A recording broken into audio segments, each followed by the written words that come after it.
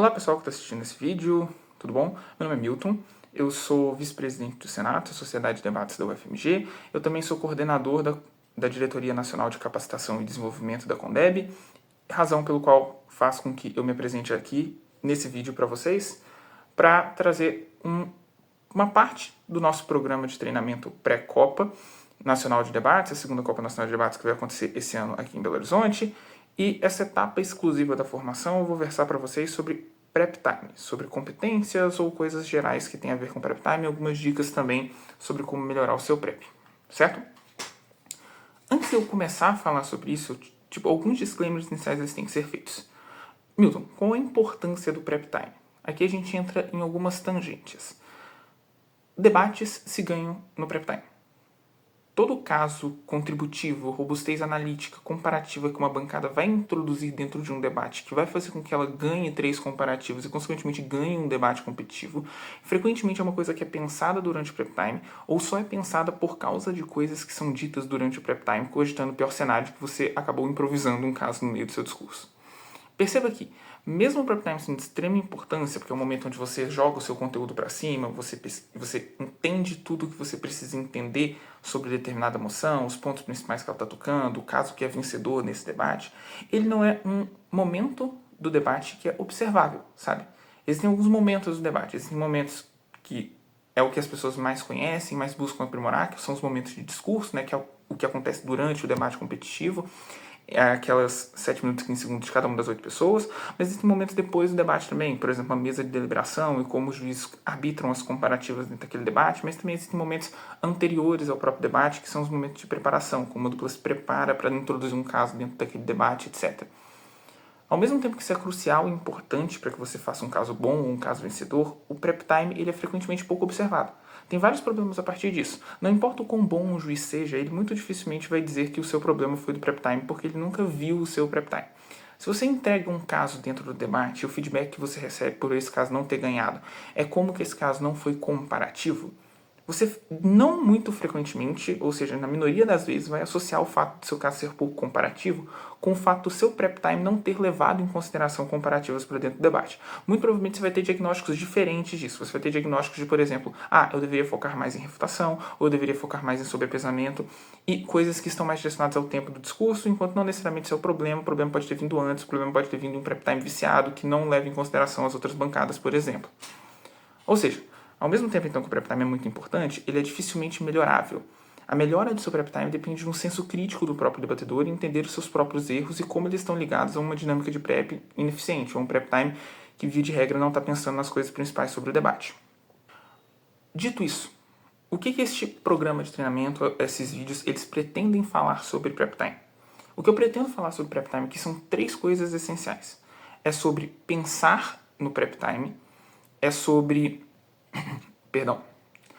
organizar o prep time e é sobre pensar em um caso em algumas situações adversas, por exemplo, como ser secado, sendo segundas metades, ou quando você não sabe de nada sobre a moção, por exemplo, são algumas situações adversas que você pode pensar seu caso de forma diferente, certo? Para introduzir, pensar sobre o prep time. O que eu estou dizendo com pensar sobre o prep time? Eu estou dizendo que antes de você pensar em um caso, é necessário que você pense o que é necessário para que um caso rode. Isso pode parecer um pouco confuso, mas vai ficar claro no decorrer da minha explicação. Vamos lá.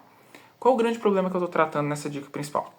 O grande problema aqui é que a maioria dos debatedores olha para uma moção e ele vai direto ao caso, ou seja, ele vai direto àquilo que ele considera essencial para ganhar esse debate. Então, você vê uma moção específica, você pensa em argumentos para governo, se você é governo, você pensa em argumentos para oposição, se você é oposição. Isso parece ser muito intuitivo para a maioria das pessoas, porém isso não é adequado e vai ficar bem claro por que isso não é adequado. Isso não é adequado porque nós, enquanto debatedores, estamos sempre buscando o melhor caso. Então nós queremos o caso vencedor, o winning case de governos, o winning case de oposições. Porém, nós não consideramos o melhor caso o caso que é mais forte, sabe?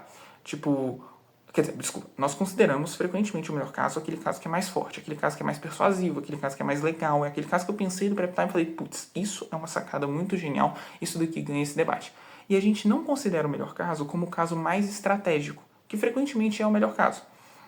O que eu quero dizer com caso mais estratégico? O que eu quero dizer com caso mais estratégico? Eu quero dizer com casos que respondem melhor às outras bancadas, casos que são mais comparativos, ou casos que tocam pontos essenciais da moção, que são os mais importantes e relevantes dentro daquela moção.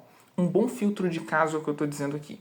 Nem todo caso genial ele vai ser um winning case, ele às vezes só vai ser uma abstração maluca, ou às vezes ele só vai ser uma coisa tipo etérea, que pode funcionar em um debate ou outro, mas se você tiver uma sala boa, que sabe ver uma premissa de um caso, ou invalidar ela, se você estiver lidando com bons debatedores, isso não parece ser muito eficiente. Então, a gente precisa consolidar e mudar um tipo de visão sobre prep time aqui. Enquanto a maioria das pessoas vai chegar no prep time buscando o melhor caso, ou enxergar o prep time enquanto o momento de pensar um caso, eu proponho uma mudança de ótica do prep time, do tempo de preparação, nessa sequência de formação. Eu proponho que nós enxerguemos o prep time como um momento de prever o melhor debate e não necessariamente de prever o melhor caso. Por prever o melhor debate, leve em consideração uma série de outras atenuantes que vão ficar bem claras quando eu estiver falando sobre esse problema em específico, certo? O que você pode fazer, então, para mudar esse problema de querer buscar sempre o melhor caso e, consequentemente, cair em casos pouco relevantes dentro do debate, porque não foi muito comparativo, ou porque não se provou como muito importante, ou porque fez caracterizações que não eram muito essenciais para o debate, etc. Como eu posso fazer isso? Eu posso fazer isso de algumas formas específicas, mas eu vou ressaltar, vou em ordem por elas aqui, então. Antes de eu pensar em um caso, eu preciso pensar nos fardos daquele caso, daquela moção, e etc. O que eu quero dizer com pensar fardos? É pensar o que a moção que está tangenciando o seu debate te pede. Eu vou passar por essa parte teórica, depois eu vou pegar um exemplo para a gente ir construindo essa noção de prep time junto, tá? O que significa pensar o que a moção te pede? É pensar frequentemente nos fardos de moção. Eu vou separar os fardos que uma moção pode te dar dentro do debate em dois, para ficar mais didático mesmo. Esse tipo de formatação para que fique mais entendível. Fardos gerais e fardos específicos. O que eu quero dizer com fardos gerais? Fardos gerais de uma moção são aquelas que são oriundas da própria moção. Por exemplo, o tipo de moção é um fardo geral que é a moção. Uma moção de lamenta se debate de uma forma, uma moção de apoia ou opõe se debate de outra forma, uma moção de pólice exige modelo, etc. Uma moção de prever, ela é intrinsecamente especulativa e não é valorativa, por exemplo. Todas essas coisas que envolvem habilidades como tipo de moção, elas entram aqui em fardos gerais. Por exemplo, uma moção de lamenta exige de governos um contrafactual, que é um mundo à parte a partir do momento daquele turning point da moção, que é o episódio que eu estou lamentando. Uma moção de policy, por exemplo, ela exige de primeiro governo, do primeiro-ministro, que ele estabeleça um modelo. Porque se ele não estabelecer esse modelo, muito provavelmente ele vai ter um caso pouco comparativo dentro do debate, ou muito fácil e suscetível a respostas competentes do lado de oposições, por exemplo. Tudo isso não envolve prep time. Perdão, tudo isso envolve prep time, mas não envolve habilidades que você desenvolve fazendo prep time. Isso envolve habilidades anteriores de técnica e debate que você tem. Então, a primeira dica geral que eu tiro disso é pensar os fardos de moção envolve intrinsecamente em ter boas leituras de moção. E aí faz parte do debatedor competitivo e atrás de quais são as leituras de moções mais relevantes, como eu debato cada tipo de moção específico. Essas coisas eu não vou entrar nesse módulo, mas fiquem atentos quanto aos fardos gerais que a moção te impõe e ao tipo de moção que é colocado para você. Outro fardo geral que também é colocado para você, geralmente, são os temas que as moções abordam. E aqui por temas, eu não quero dizer se as moções de educação, se as moções de economia, não. Eu estou falando em coisas que não são necessariamente tipos de moção, mas que são repetidas frequentemente no movimento de debates no circuito brasileiro ou internacional. Por exemplo, moções de movimentos sociais, moções de narrativa. Ou seja, são aqueles tipos de moções que podem abranger diversas formas de escrita, diversos temas de relações específicas, economia, saúde, educação, mas que necessariamente versam sobre um panorama central. Por exemplo, quando eu debato movimentos sociais, um dos erros frequentes da maioria dos debatedores é tentar provar que esse movimento social é capaz de mudar o mundo, enquanto não necessariamente isso é verdade. Por exemplo, moções que giram em torno do movimento negro, moções que giram em torno do movimento feminista, moções que giram em torno do movimento vegano. Muito dificilmente essas correntes, que são movimentos sociais, que muito provavelmente são minoritárias em qualquer lugar em que habitam, elas têm muita capacidade de mudança social muito grande. Igualmente, erros que as pessoas cometem em moções de narrativa, por exemplo. Quando se debate moção de narrativa, frequentemente você tem que entender quem propaga essa narrativa, como propaga essa narrativa. São algumas perguntas que você faz essencialmente para aquela moção que está sendo debatido, que vão fazer você levar em consideração o melhor debate possível e não cair em argumentos super impactados, como, por exemplo, em uma moção de narrativa, os debatedores acham que determinada narrativa é capaz de mudar todas as instâncias da sociedade, sendo que ela nem é capilar o suficiente para isso, ou nem todas as pessoas seguem ela, por exemplo. Depois de fardos gerais, tem fardos específicos.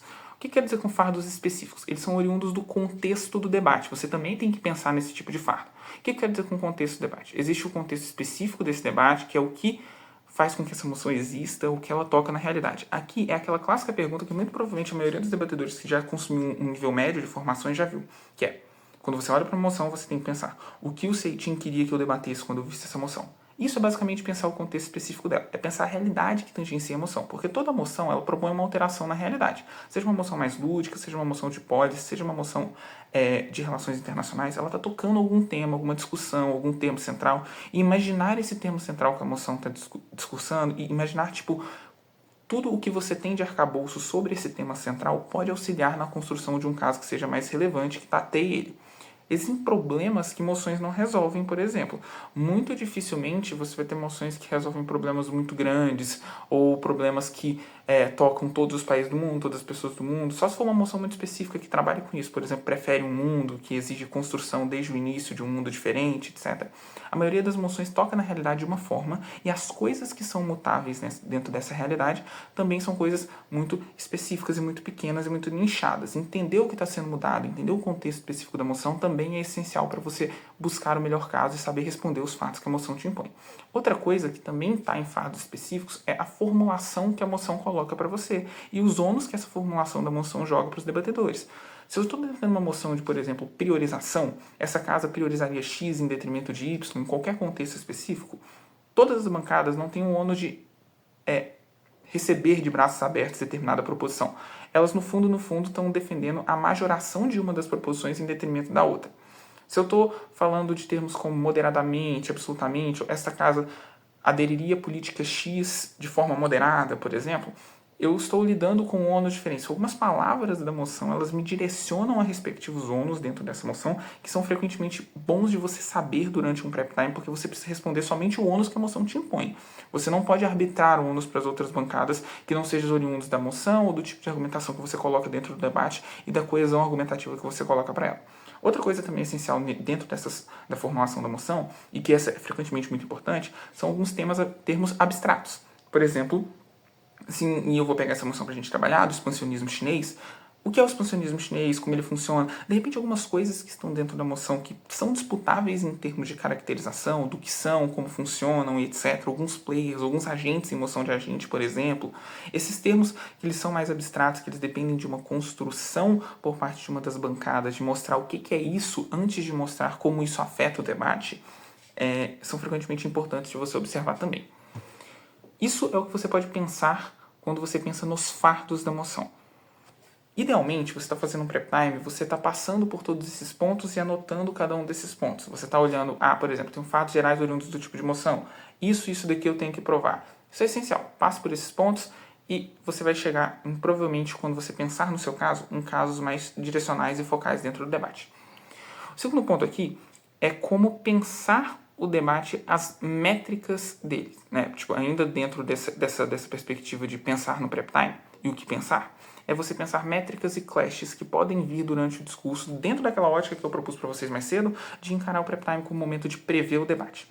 Milton, por que eu devo pensar em métricas ou clashes? Por que eu devo pensar o que o outro lado provavelmente vai falar dentro de uma moção? Que é basicamente isso que significa você pensar nas métricas das oposições ou nos clashes centrais entre governos e oposições. Por que fazer isso? Debates são eminentemente comparativos, tá? Então, você não vence simplesmente porque você traz a maior robustez analítica para dentro do debate. Você vence um debate porque você consegue responder melhor as outras bancadas e porque as outras bancadas não conseguem responder o seu caso. Isso é essencial porque quando você pensa no que as outras bancadas podem fazer, isso deixa o seu caso mais robusto e menos vulnerável a ataques competentes das outras bancadas. Porque se você sabe que provavelmente as outras bancadas vão seguir métricas individuais, ou é muito provável que elas sigam métricas mais direcionadas ao indivíduo e não necessariamente à sociedade, e que provavelmente elas vão dizer que o indivíduo é mais importante em alguns debates específicos, Perceba como que saber disso faz com que você possa fazer algumas coisas, como, por exemplo, tentar ganhar na métrica individual também para sufocar oposições, ou tentar justificar de antemão, já nos primeiros discursos, por que uma métrica mais importante que a do indivíduo é uma métrica coletiva, por exemplo. Identificar quais são as métricas centrais, e aqui eu não estou falando de entrar nos casos de oposição e fazer um prep time de oposições sendo governos. Aqui eu estou falando de pensar em linhas gerais que eles podem seguir ou abordar dentro desse debate. Isso também é importante porque você não perde tempo fazendo análise que ninguém vai contestar. Quando você pensa o que as outras bancadas querem provar, frequentemente você pensa os caminhos que elas podem usar para provar isso. Ou seja, existe algum tipo de caracterização que seu caso pode trazer, que é relevante para o seu caso, mas que você sabe que oposições não vão contestar, seja porque o caso delas também depende desse tipo de caracterização, seja porque é irrelevante para o caso delas esse tipo de caracterização, você pode passar menos tempo entregando análise ou construindo a análise de pontos que não serão simétricos dentro do debate, que só são importantes para que você contextualize o seu argumento, por exemplo.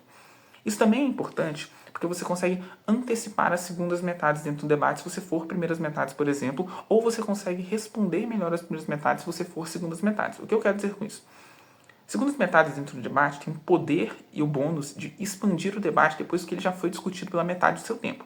Eles podem trazer novas linhas, novas abordagens, isso frequentemente é um problema para primeiras metades que não sabem explorar os pontos centrais da moção. Se você deixa pontos centrais da moção de fora, e aqui pontos centrais, veja, lide com o melhor caso da outra bancada, veja, traga o caso mais decisivo para dentro do debate, muito provavelmente você vai ser estendido, ou se você tiver uma bancada que fez isso que você não fez durante o prep time, muito provavelmente ela vai te estender por pura competência mesmo, sabe?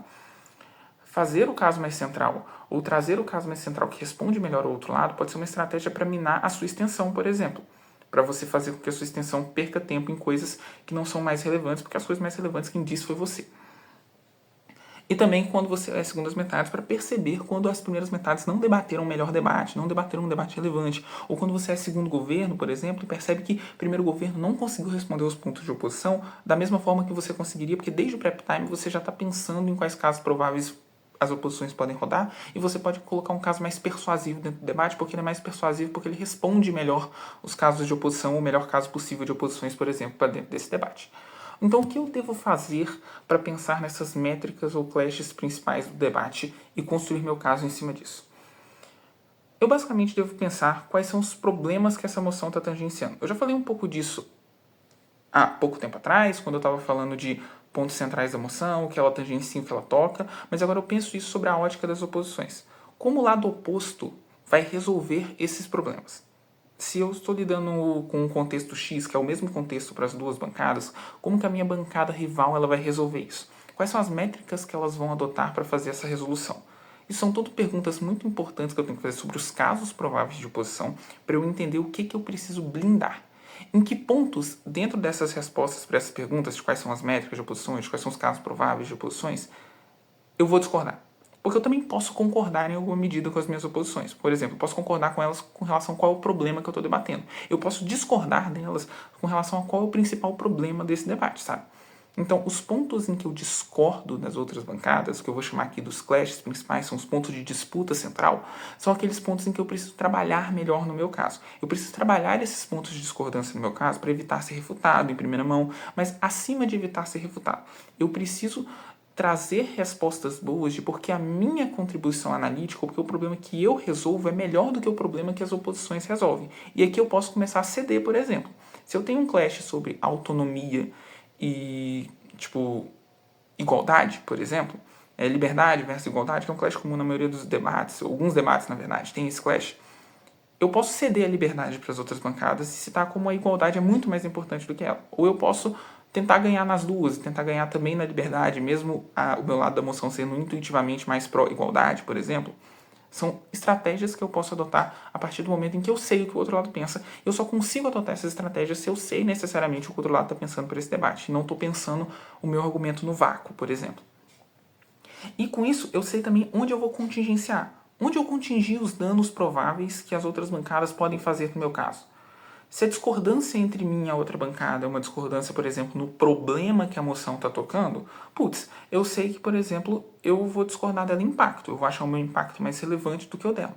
Se todas as bancadas concordam com o problema principal desse debate, só que tem formas de resolução diferentes para esse problema, muito provavelmente eu vou ter que contingenciar meus mecanismos. Então eu vou ter que ter mecanismos mais eficientes, evitar ser flipado, por exemplo, entregando mais robustez analítica para o meu caso, ou percebendo qual é a robustez analítica necessária para os outros casos, fazendo blindagens prévias para isso, com refutações prévias. Tudo que é dito no debate é comparativo e gera um ônus de resposta por quem tem que lidar necessariamente com aquilo que foi dito no debate. Então, se um primeiro-ministro já começa o caso dele de forma negativa, já começa o caso dele, não necessariamente o primeiro minuto do discurso, mas sim durante o discurso como um todo, entregando quais são os fardos das oposições, justificando esses fardos e dizendo como que eles não alcançam esses fardos, isso gera um ônus de engajamento das oposições que elas precisam, antes de provar a sua própria robustez analítica ou concomitante a ela, mostrar por que esses fatos impostos a elas são inverídicos, eles são falsos, eles são pouco relevantes, eles não tocam os pontos centrais. Tudo isso tem que estar sendo discutido. Tudo que você fala dentro do debate joga um ônus para as outras bancadas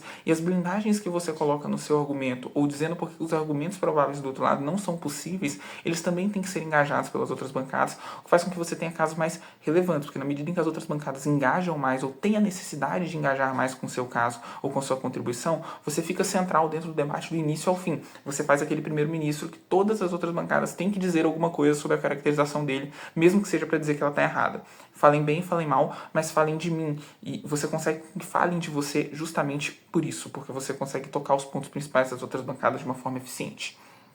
Depois disso, depois que você ainda está pensando durante o prep time, depois que você pensou nos clashes principais, depois que você pensou nos fardos que a moção te coloca, frequentemente você já pensou em muito conteúdo, tá? Você já pensou em muitas linhas e abordagens diferentes para essa moção, do que ela deve tatear, do que ela deve provar, do que é o melhor caso possível, o que o melhor caso possível tem que provar para ser o melhor caso possível. Você já tem uma série de filtros de metadebate e tudo isso você fez ainda sem pensar em uma linha argumentativa sequer para o seu lado da bancada, sabe?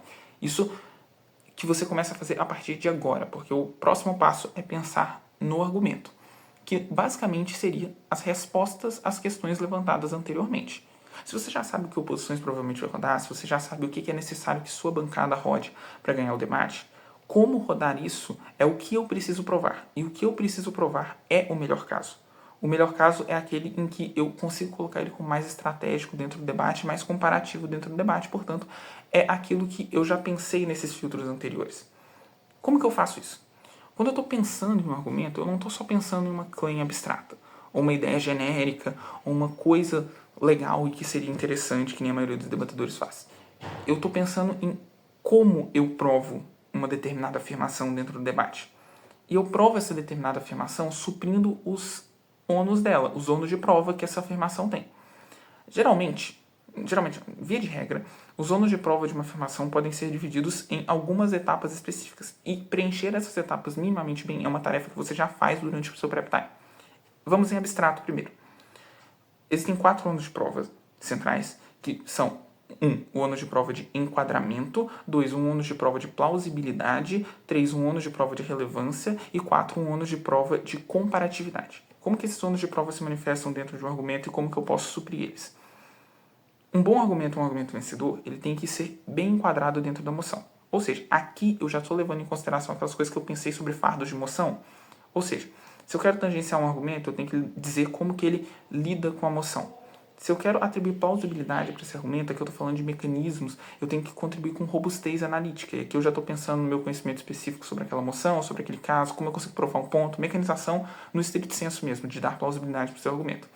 O terceiro ponto para provar ou para suprir um argumento é a relevância que ele tem. Que é, dado que as minhas explicações são verdadeiras e elas são válidas e contextualizadas dentro do debate melhor enquadramento possível, agora eu estou pensando em por que elas importam. Por que meu caso importa para esse debate? Qual é o problema que ele está resolvendo? Percebe que tudo isso você já pensou anteriormente? Você já pensou qual é o problema central no debate se você seguiu essa formatação de prep time? Você já pensou o que você precisa provar dentro desse debate? Agora você só está enquadrando isso dentro de uma estrutura argumentativa coesa através da sua relevância. Outra coisa também é a sua comparatividade. Como que seu caso é comparativo com o caso das outras bancadas? Como que ele ganha em coisas que as outras bancadas não ganham e como que as outras bancadas não ganham nas coisas que o seu caso ganha especificamente? Por que suas métricas, por exemplo, elas são mais relevantes do que as métricas de oposições? Isso é um ônus comparativo que todo o argumento tem que ter, independente de quando ele venha e com quem ele venha. Até o argumento que vem com o primeiro-ministro tem um ônus de ser comparativo no debate. Não é porque você falou primeiro que você perde seu ônus de comparatividade. Não é porque você falou depois que você ganha um ônus a mais de comparatividade ou coisa do tipo. A comparatividade é importante para qualquer argumento. Ela deve ser pensada dentro dessa estrutura de você pensar um argumento durante o seu prep time também. Em síntese, eu falei aqui sobre 3 habilidades, né? Eu falei aqui sobre você pensar nos fardos que a emoção te coloca, você pensar nos clashes que o debate te coloca e você pensar nos argumentos que você precisa rodar para responder os fardos e os clashes que a emoção te coloca, certo? E vamos trabalhar então essas três habilidades de forma prática dentro de uma emoção. E aqui eu vou pegar uma emoção que foi uma emoção do último TND, salvo-conduto rodada 2 ou 3, que é: esta casa acredita que a vitória de Trump é do interesse do expansionismo chinês. Essa moção deve estar aparecendo em algum lugar da tela para vocês, a escrita dela, mas basicamente vamos trabalhar todos esses arcabouços centrais com base nessa moção. Beleza, eu li essa moção, vou começar o meu prep time. Primeira coisa que eu penso a partir disso, não necessariamente a primeira coisa, porque não respeito uma ordem hierárquica, mas as coisas que eu posso pensar a partir disso. Fardo de moção, fardos gerais, ok? Essa é uma moção de esta casa acredita que, ou seja, ela é uma moção valorativa, ou seja, eu estou provando por que aquela afirmação ela é verdade. O que eu já tiro disso? Eu já tiro que argumentos que mostrem por que o expansionismo chinês é bom ou ruim, ou como o expansionismo chinês afeta agentes X, Y e Z dentro do mundo, estão fora desse debate. Eu já sei disso pela mera leitura que eu tenho do tipo de moção. E eu sei também o que eu preciso provar, o que a moção quer que eu prove. A moção quer que eu prove que a afirmativa que eu acredito que ela é verdadeiramente, ela é verdadeira, ela é faticamente verdade. Beleza? Então eu já tenho esse primeiro ônus que eu preciso suprir. Vamos agora para também fatos gerais, mas algum tema geral, não tá debatendo moção de narrativa, não é moção de movimento social, então não parece ter um tema geral abrangente nesse tipo de debate, eu posso passar para o próximo. Vamos agora em fardos específicos. Vamos pensar então o que o Seitin pensou quando escreveu essa moção. O que o Seitin pensou quando escreveu que a vitória do Donald Trump pode ser de interesse do expansionismo chinês? Onde essa moção toca na realidade? E aqui é o momento em que o debatedor ele vai abrir o próprio case files, ou ele vai abrir a mente dele, que pode ser o maior case files que ele tem, ele vai pegar todo o conhecimento específico de mundo que ele tem para levantar ideias. Aqui é o momento de você levantar um monte de ideias que você sabe sobre a moção, aqui é o momento de você usar o seu conhecimento específico sobre essa moção, porque aqui é o momento de você destrinchar ela propriamente dito. Use seu conhecimento. Coisas que você sabe, por exemplo, ou provavelmente sabe sobre Donald Trump ou o expansionismo chinês. O expansionismo chinês ele é tipo One Belt and Road, em programas econômicos. Você sabe, por exemplo, que a China recentemente estava passando por uma crise imobiliária, mas aí você pensa, pô, isso talvez não seja tão relevante assim para o expansionismo chinês, então é uma coisa que você pode descartar. Você pensa também que a China está envolvida em uma série de conflitos bélicos ao redor do mundo indiretamente, seja com apoio à Rússia na guerra da Ucrânia. Você sabe que a China pretende, como política de expansionismo econômico, também uma expansão do yuan enquanto moeda global e não necessariamente só tipo um expansionismo financeiro de hard power que nem o One Belt and Road, que é basicamente você financiar uma série de países na África ou no leste europeu. Então, você sabe também outras coisas. Por exemplo, você sabe quais são as políticas públicas prováveis que o Trump adota em termos de relações internacionais. Você sabe, por exemplo, ou deveria saber, que o Trump é favorável a menos investimentos ao redor do mundo e uns Estados Unidos que focam mais no mercado interno em detrimento do mercado externo, em detrimento daqueles planos de apoio global e econômico que ele sempre teve historicamente. Ele é um cara que defende a retirada do apoio militar, por exemplo, da Ucrânia ou de uma série de outros lugares. Ele tem uma série de políticas também de proteção econômica, anti-dumping e como ele privilegia o mercado interno, fomento dele com subsídios, etc. Você sabe também que o Donald Trump ele tem algumas tipos de relações esquisitas com o Fundo Monetário Internacional e políticas de valorização do dólar que ele tem com o mercado externo. Você sabe que o Trump ele tem uma postura geopolítica de ser muito hostil com seus aliados, por exemplo. Ele geralmente senta na mesa numa posição de poder e geralmente busca acordos comerciais mediante ameaça ou coisa do tipo, ou minimamente é uma figura pouco benquistas em termos de relações internacionais pela maioria dos países democráticos do mundo. Você tem, tudo isso são ideias de conhecimento específico que você pode ter. Você pode não ter nenhum tipo de conhecimento sobre nada disso que envolva Trump, que envolva o expansionismo chinês, que eu citei no meu último 2 minutos, mas eu vou discorrer nessa sequência de vídeos sobre também quando você não sabe os assuntos ou quando você não sabe sobre a moção o que fazer. Aqui é o momento que você levanta tudo que você tem mesmo. E tudo isso que eu te joguei aqui agora podem ser elementos que eu vou utilizar para a construção de um caso ou que eu vou utilizar para fazer o meu caso ser mais relevante. É o meu arcabouço teórico que eu vou introduzir para essa moção. Depois desses fardos específicos que giram em torno do que o Seitin queria que você fizesse, eu tenho termos específicos que eu preciso contextualizar na moção também dentro dos fatos que a moção te impõe. Por exemplo, o que seria do interesse? Essa é uma palavra muito abstrata, né? Tipo, interesse de alguém. O que é o interesse do One Belt, o interesse do expansionismo chinês? Ele é, tipo, o que dá certo para que o expansionismo chinês aconteça, então é logo de interesse dele? Ou é as atitudes que o Donald Trump toma que fazem com que o expansionismo chinês tenha algum ganho, que faz com que essas atitudes sejam de interesse do expansionismo chinês? E outra coisa, o que é o expansionismo chinês? Como ele funciona? Quais são as suas principais métricas de ganho? Quais são os objetivos da China com políticas expansionistas? Isso são outras coisas que vocês também têm que pensar necessariamente, porque são termos muito abstratos que podem ser definidos dentro do debate, e a definição que esses termos ganham dentro do debate provavelmente vai enviesar o debate para governos ou para oposições, dependendo da competência que as bancadas têm em estabelecer esses vieses dentro do debate, de forma justa, é claro, e de forma paritária. Agora a gente vai também para pensar nos casos das outras bancadas, pensar naquela ideia de clash de métricas. Você começa também a pensar agora o que o outro lado pode pensar nessa moção. Vamos supor que você seja governos e vamos balizar isso com um prep time de governos. Oposições, elas podem virar e falar que não é do interesse do expansionismo chinês, por exemplo, a vitória de Donald Trump, porque o Donald Trump vai fazer os Estados Unidos uma economia muito forte, sabe? Então, como que provavelmente ele tem planos econômicos exitosos e como que é ruim para a China que os Estados Unidos ele seja uma potência muito forte. Ou você pode pensar em outras coisas que eles podem tocar também, mas no geral, por exemplo, se você pensa nessa linha que eu acabei de citar para oposições, você tem um debate que ele se comporta como mais comparativo na medida em que você blinda isso. Então você pode ter um caso que independe do sucesso econômico dos Estados Unidos do lado de governo, sabe? Ou seja, mesmo que o Trump fortaleça e tenha mais capacidade de gerar sucesso econômico para os Estados Unidos, ele ainda é uma pessoa que lida de forma hostil com suas relações internacionais, e eu não preciso de uma boa relação ou de uma péssima relação entre China e Estados Unidos enquanto players para eu satisfazer os interesses dessa moção. O que eu preciso é os interesses da própria China sendo resguardados ou não com relação a terceiros países. Então, o cerne desse debate não é necessariamente os Estados Unidos e a sua capacidade contributiva, a sua capacidade de crescimento econômico. O cerne desse debate é como que esse crescimento, mesmo que ele exista ou não, ele é isolado para os Estados Unidos e ele não influencia os países que estão à volta dele ou influencia de forma negativa em prol de beneficiar o expansionismo chinês de alguma forma. Percebe que quando eu entendo um caso de oposições, eu posso fazer com que o meu caso lide com ele da melhor forma possível? E aqui, eu já consigo, a partir de todas essas ideias abstratas, traçar claims, que já é o terceiro passo, que já é o pensar sobre o meu próprio caso. Claims que eu posso traçar a partir de todas essas ideias que foram levantadas durante o prep time. Por exemplo, eu vou aprofundar uma delas, mas eu vou destrinchar algumas com vocês. Por exemplo, eu posso dizer que a vitória de Donald Trump é do interesse do expansionismo chinês, pois a política de proteção econômica que provavelmente o Trump vai adotar abre espaço para o aumento da influência da China na África e na Europa, porque o Trump tem mais retenção econômica, porque o Trump foca menos em investimento, e aí você vai ter muitos países precisando de investimento, e os Estados Unidos que está se negando a ser um país investidor externamente, você abre margem para que a China tenha mais barganha com outras potências internacionais ou com países subdesenvolvidos também. Outro argumento que você pode pensar é como que a vitória do Donald Trump ele é do interesse do expansionismo chinês porque a política de menos auxílio belicoso que o Donald Trump provavelmente vai fazer com países como a Ucrânia ou outros países que estão em guerras ativas ou que com propensão a entrar em guerra, ele vai ser menor.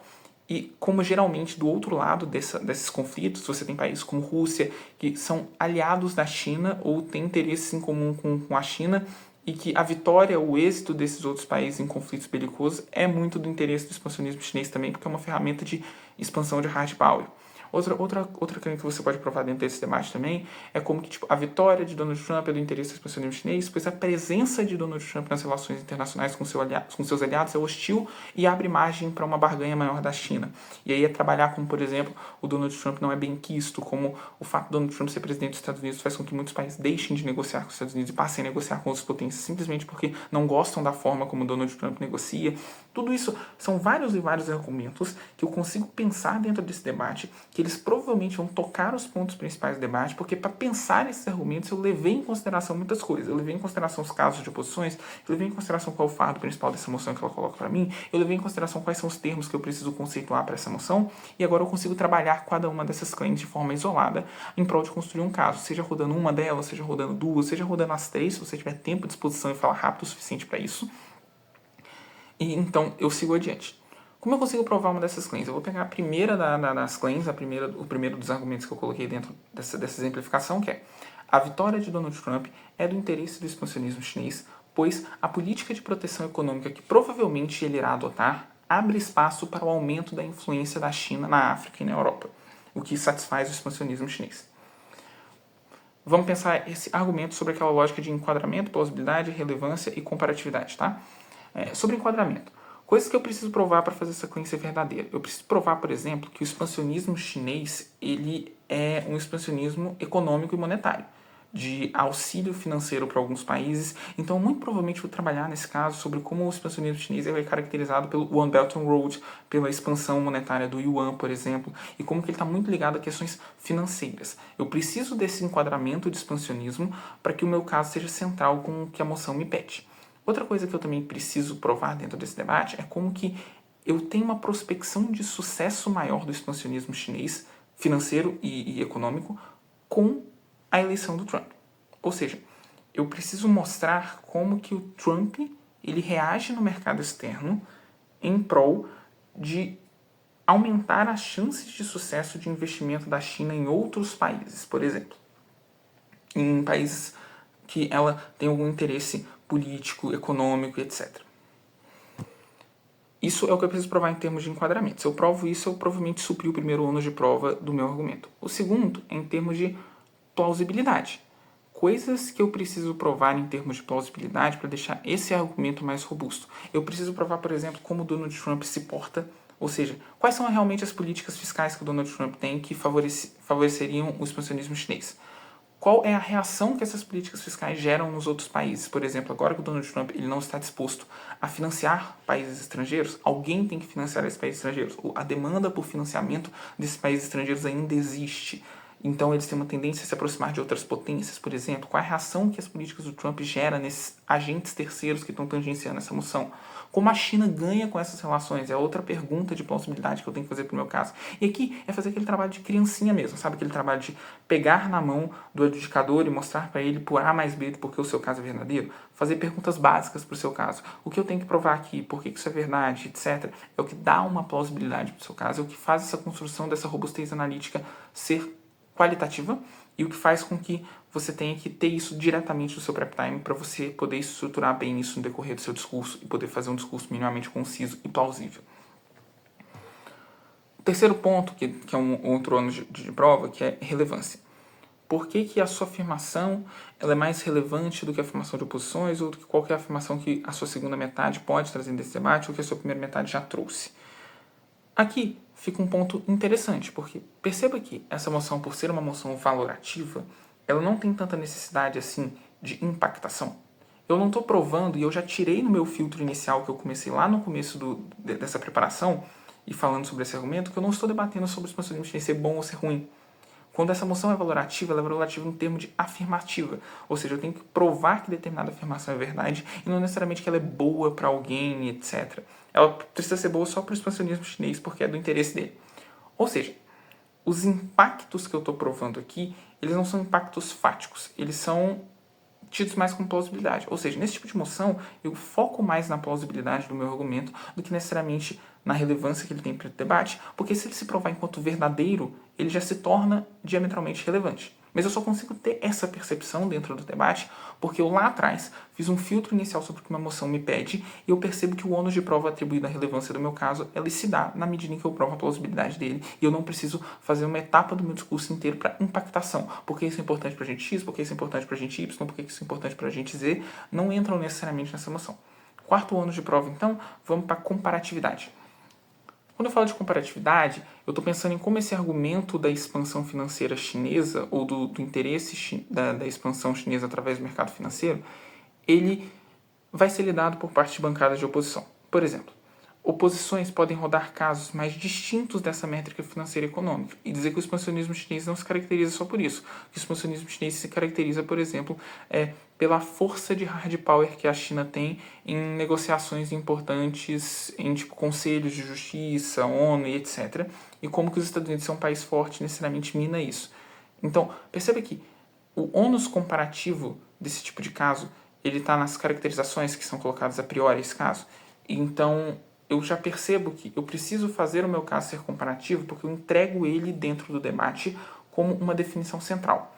Aqui eu percebo que a comparatividade do meu caso ela vai se dar, por exemplo, em como eu justifico o meu enquadramento, em como eu justifico a minha plausibilidade e como eu mino oposições de debaterem nas minhas métricas específicas. Como eu, por exemplo, provo que para o expansionismo chinês é muito mais importante o expansionismo financeiro do que, por exemplo, o expansionismo em hard power político ou, por exemplo, o expansionismo bélico. Se eu não quiser tocar, por exemplo, uma claim como a China sai ganhando em termos bélicos de hard power global também.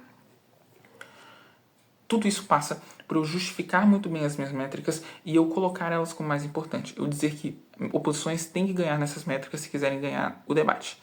E como oposições lidam com isso. Eu escolher o caso que faz com que oposições tenham que lidar com a métrica mais difícil para eles lidarem dentro desse debate é também escolher o caso mais comparativo. E se eu crio e construo esse caso de expansionismo financeiro de forma a dizer que o expansionismo financeiro da China é o principal interesse do expansionismo chinês, ou é a coisa mais relevante dele, eu estou sendo comparativo, eu estou entregando meu argumento, estou fazendo um delivering desse argumento da forma mais comparativa e mais persuasiva possível dentro de um debate, certo?